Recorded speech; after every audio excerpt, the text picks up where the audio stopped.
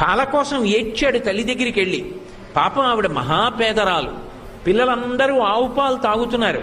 నువ్వు పేదవాడివి, నీకు తండ్రి లేడు, నీకు పాలు ఎక్కడివిరా అన్నారు. తల్లిని వెళ్ళి అడిగాడు, అమ్మా నాకు పాలు ఉండవా అమ్మా అని అడిగాడు. ఎక్కడి నుంచి తెస్తుంది పిచ్చి తల్లి? ఆవిడ పాలు లేవు అని చెప్పలేక బియ్యపు పిండి నీళ్లలో కలిపి ఇచ్చింది తాగరా అని. పిల్లవాడు తెలియక నీళ్లు పట్టుకుని పరిగెత్తుకుంటూ మిత్రుల దగ్గరికి వెళ్ళాడు.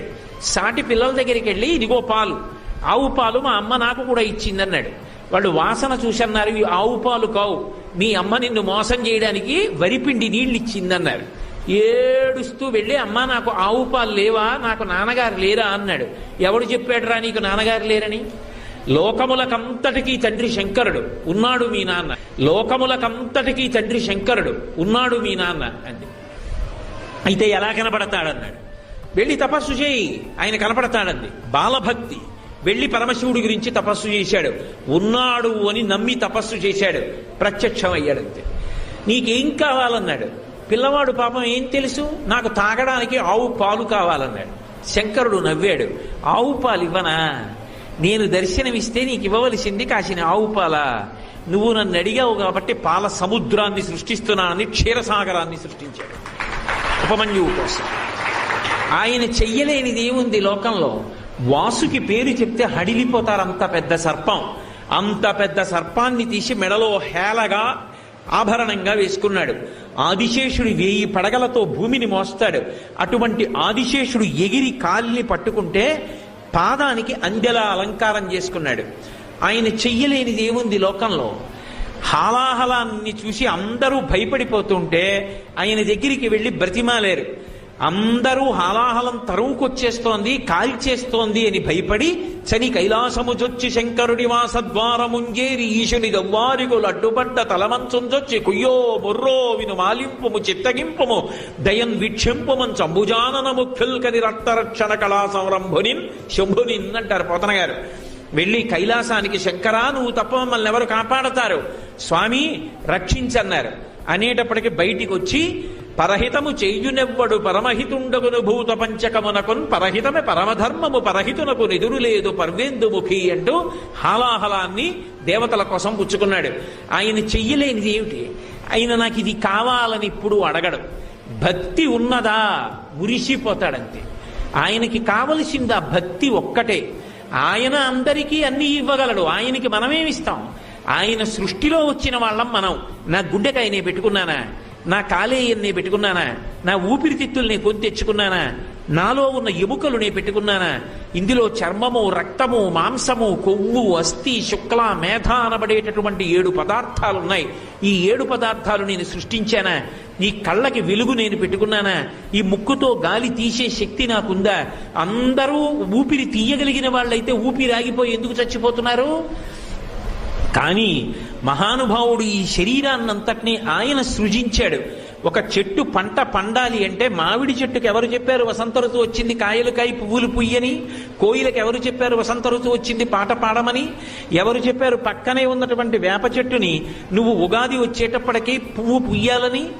ఆ పక్కనే ఉన్నటువంటి కుంకుడి చెట్టు చేదుగా ఉన్న కుంకుడికాయ కాస్తే పక్కనున్న మల్లెతీగ సాయంకాలం అయ్యేటప్పటికీ మంచి సౌరభంతో పువ్వు పూస్తే పక్కనున్న మామిడి చెట్టు తీయటి మామిడి పండునిస్తే ఒకే భూమిలో పక్క పక్కనున్నవి ఒకదాన్నొకటి అల్లుకున్నవి ఏది ఏది పుయ్యాలో ఏది కాయాలో అదే పూస్తోంది, అదే కాస్తోంది.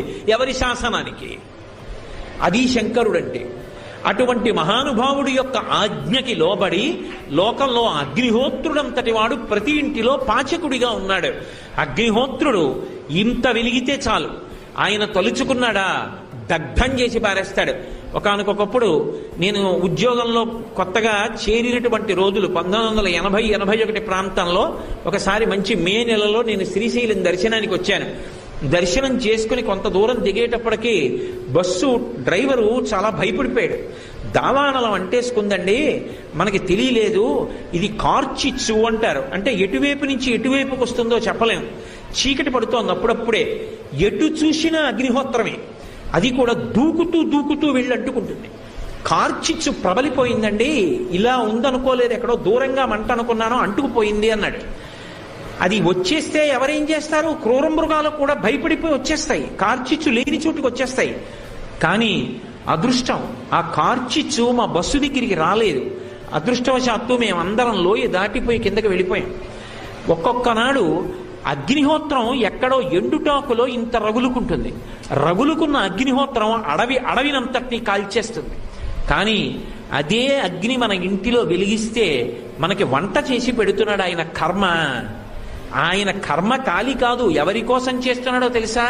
శంకరుడు ఆజ్ఞాపించాడు. వాళ్ళందరూ అన్నం ఎలా తింటారు? నువ్వు ప్రతి ఇంటిలో వంట బ్రాహ్మణుడవై వంట చెయ్యి అన్నాడు. హవ్యం వహతి దేవానాం కవ్యం కవ్యాసినామపి పాకంచ కురుతే వహ్ని శంకరశైవ శాసనాత్ అని వ్యాసుడు లింగపురాణంలో చెప్పాడు. పరమశివుడు ఆజ్ఞాపించాడు కనుక ప్రతి ఇంటిలో వంట బ్రాహ్మణుడై వంట చేసి పెడుతున్నాడు. పితృదేవతలకి కవ్యమిస్తే స్వధాకారంతో పిలిస్తే అది పట్టికెళ్ళి పితృదేవతలకు అందిస్తున్నాడు. స్వాహాకారంతో యజ్ఞం చేస్తే ఆ హవిస్సుని పట్టికెళ్ళి దేవతలకు అందిస్తున్నాడు. ఈ 3 మహోపకారాలు అగ్ని ఎందుకు చేస్తున్నాడు అంటే అదిగో శంకరుడి యొక్క శాసనాన్ని అనుసరించి మనందరినీ కాపాడుతున్నాడు. పరమశివుడే అలా ఆజ్ఞాపించి ఉండకపోతే మన బ్రతుకులుంటాయా? ఆయన అంతటి కరుణా సముద్రుడు. ఆయన చెయ్యలేనిది ఏముంటుంది? ఆయన చేష్టితములు చాలా ఆశ్చర్యకరంగా ఉంటాయి. దక్షిణ దేశంలో నందనారని ఒక భక్తుడు. ఒకప్పుడు ఆయనకి చిదంబరం వెళ్ళి నటరాజస్వామి దర్శనం చెయ్యాలి అనిపించింది.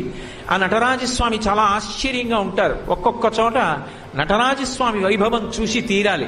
మధురై దేవాలయంలో ఉండేటటువంటి నటరాజస్వామి వారి భంగిమ చూస్తే బహు ఆశ్చర్యకరంగా ఉంటుంది. అన్ని భంగిమల నృత్యం చేస్తాడు. ఆ చిదంబరంలో ఉండేటటువంటి నటరాజస్వామి దర్శనం చెయ్యాలనుకున్నాడు. యజమాని దగ్గరికి వెళ్ళి అడిగాడు చీకటి పడుతుండగా, అయ్యా రేపు చిదంబరం వెళ్లాలనుంది, నటరాజస్వామి దర్శనం చెయ్యాలనుంది, నేను వెళతాను, నాకు అనుమతి ఇవ్వండి అని అడిగాడు. ఆయన మహా ఐశ్వర్యవంతుడు, మంచి మదోన్మత్తుడై ఉన్నాడు. ఎందుకు పంపించాలి పాలేరుని, వీడితో పనిచేయించాలి తప్పనుకున్నాడు. అని అన్నాడు, తప్పకుండా వెళ్ళు అన్నాడు. ఆ ఒక్క మాటే వినపడింది నందనారికి.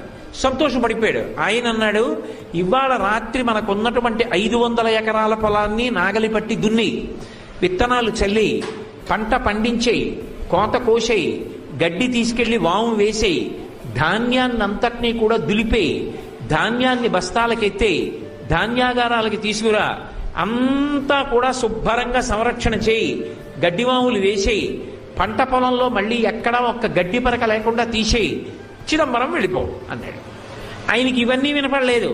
ముందు వెళ్ళిపో అన్న మాట వినపడింది. సంతోషపడిపోయాడు. తర్వాత ఇవన్నీ వినపడ్డాయి. అలాగే అన్నాడు, వెళ్ళిపో అన్నాడు కదా అన్న సంతోషంలో గబగబా పొలానికి పరిగెత్తుకొచ్చాడు. కటిక చీకటి, రాత్రి 7-8 అవుతోంది. తెల్లవారేటప్పటికి చిదంబరం వెళ్ళాలని కోరిక. రాత్రంతా నడిస్తే కానీ చిదంబరం వెళ్ళలేడు. రాత్రి 500 ఎకరాల పొలాన్ని దున్ని, పంట వేసి, పంట పండించి, నీరు పెట్టి, కోత కోసి, ధాన్యం దులిపి, బస్తాలకెత్తి, గాజల్లో పోసి, గడ్డి తీసుకెళ్లి, వాము వేసి, పొలం శుభ్రం చేసేసి తాను చిదంబరం వెళ్ళాలి. అవుతుందా? ఒక్కనాటికి అవధానం అర్థమైపోయింది. అయ్యో, చిదంబరం వెళ్ళమన్నాడన్న ఆనందంలో వచ్చేసానే, ఇప్పుడు నేను ఈ చీకట్లో ఈ పొలం ఎలా దున్నుతాననుకున్నాడు. ఒక్కసారి ఆకాశం ఆయన స్వరూపమేగా, పైకి చూశాడు. శివా నరిచి నిన్ను చూడకుండా ఉండలేనయా అని స్పృహ తప్పి పడిపోయాడు. ఆయన తలుచుకుంటే ఒక్కసారి సంకల్పం చేస్తే పంట పండేస్తుంది. కానీ తన భక్తుడు పడవలసిన కష్టం తాను పడాలనుకున్నాడు. కైలాసంలో కొడుకులిద్దరినీ పిలిచాడు. ఒరేయ్ రండి అన్నాడు. విఘ్నేశ్వరుడు, సుబ్రహ్మణ్యుడు, ప్రమదగణాలు, పార్వతీదేవి అందరూ కలిసి భూమి మీదకి వచ్చారు. శంకరుడు స్వయంగా పంచె తీసి పైకి పెట్టి గోచి పోసి కట్టాడు. నాగలి పట్టాడు. ఆయన తలుచుకుంటే ఎంతసేపు భూమి దున్నేశాడు. పార్వతీదేవి విత్తనాలు చల్లింది. విఘ్నేశ్వరుడు కలుపు తీశాడు. సుబ్రహ్మణ్యుడు కోత కోశాడు. పంటంతా పండేసింది తీసుకెళ్లి ఆ గాదెలో పోసేశారు. గడ్డివాం వేసేశారు. తెల్లవారుతోంది, ఇంకా 2 అవుతోంది. నందుణ్ణి లేపాడు. నందనార్ చిదంబరం వెళ్ళన్నాడు. ఎలా వెళ్ళను? ఎలా పంట అన్నాడు. పండేసింది చేర్చేశామన్నాడు. నీ యజమానికి చెప్పి వెళ్ళిపో అన్నాడు. గబగబా పరిగెత్తుకుంటూ యజమాని దగ్గరికి వెళ్ళాడు. నువ్వు చెప్పినట్టు పంట పండించానన్నాడు. తెల్లబోయాడు జమీందారు. లేచి వచ్చి చూశాడు, గాదెలో పంట ఉంది, గడ్డివా ఉంది, అన్నీ ఉన్నాయి.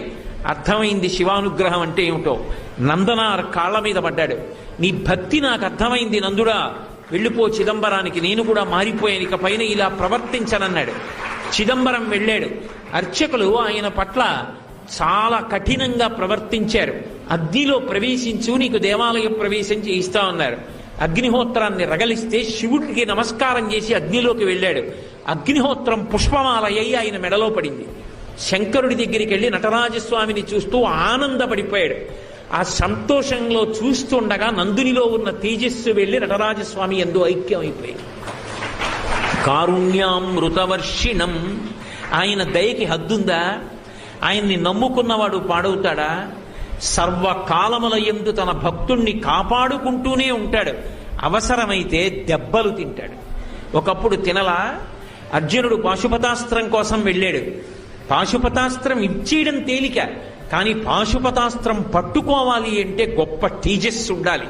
అందుకే తాను అర్జునుణ్ణి కౌగిలించుకోవాలి.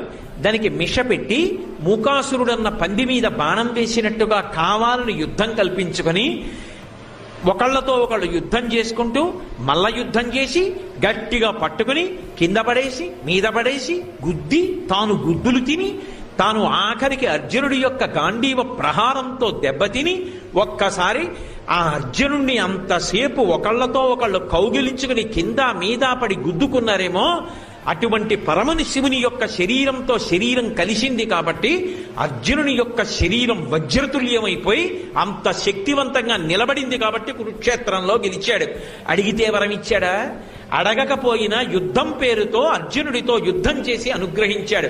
అందుకు కదూ అంతటి అర్జునుడు పొంగిపోయి శ్రీకంఠలోకేశ లోకోద్భవస్థాన సంహారహారి మురారి ప్రియా చంద్రధారి మహేంద్రాది బృందారకానంద సందోహ సంధాయి పుణ్యస్వరూప విరూపాక్ష దక్షాద్వరద్దంచ కాదేవ నీదైన తత్వంబు భావించి బుద్ధి ప్రధానంబు కర్మంబు విజ్ఞానం అధ్యాత్మ యోగంబు సర్వక్రియాకారణం వచ్చు నానా ప్రకారంబులన్ బుద్ధిమంతులు విచారించ చోడిందు భావింతు ఈశాన సర్వేశ్వర సర్వసర్వజ్ఞ సర్వాత్మక నిర్వికల్ప ప్రభావ భవానీపతి నీవు లోకత్రయీవర్తనంబుల్ మహావాయు కాదగ్ని సోమార్కతోయంబులంజేసి సంసార చక్రి క్రియాయంత్రవా హుండవైతాదిదేవాదిదేవా మహాదేవా నిత్యంబు నత్యంత యోగస్థితి నిర్మల జ్ఞాన దీప ప్రభజ్వాల విధ్వస్త నిస్సార సంసార మాయాంధకారోల్జిత క్రోధ రాగాది దోషుల్ యతీంద్రుల్ యతాత్ముల్ భవత్పాద పంకేరుహత్యాన డిండీర ధారానుభూతిన్ సదా తృప్తులైరవ్యయా భవ్యసేవ్యా భవా భర్గ భట్టారకా భార్గవాగత్స కుక్షాది నానాముని స్తోత్ర దత్తావధాన లలాటేక్షణోగ్రగ్ని భస్మీకృతానంగ భస్మానులిప్తంగ గంగాధర